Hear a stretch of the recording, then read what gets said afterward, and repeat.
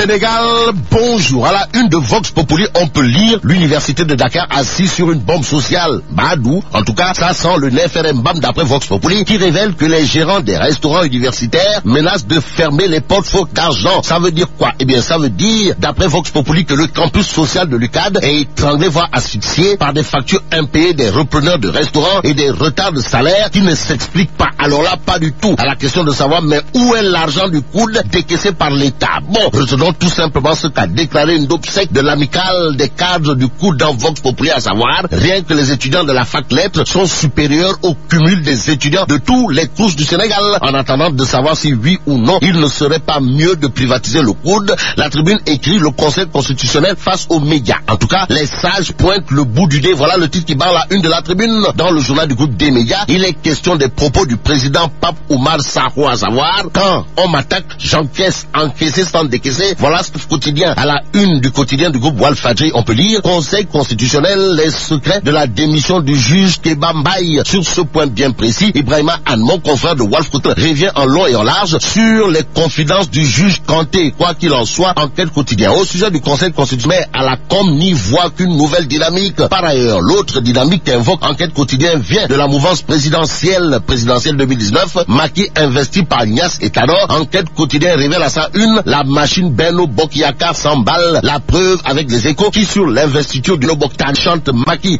à faire du tourpi fait une beauté et de dimbleu à l'opposition, surtout qu'il a le progressiste sonnaire ou jamais pensé à faire l'école du sonnaire. D'après les Échos dit à haute et intelligible voix, nous avons le meilleur candidat, c'est incontestable. L'inévitable le progressiste a d'après cette fois Vox Populi rappelé que l'AFP avait dit avant tout le monde, c'est-à-dire le 10 mars 2014, que Macky Sall est son candidat. À l'époque, il n'était pas nombreux ceux qui avaient le courage de le dire haut et fort. Force est de reconnaître que Dieu est grand, mais Tafa le progressiste n'est pas petit. Alors là, pas du tout petit. En d'autres termes, Tin Bokul s'affine en lisant l'Observateur l'Obs. Dans le journal, il est en tout cas écrit que Macky Sall a été investi par l'AFP ou le vrai grand parti. Donc, c'est parti d'après l'Observateur l'Obs qui titre président Macky Sall investi par tous les pouvoirs. C'est aussi vouloir. Direct info se veut clair à fatigue.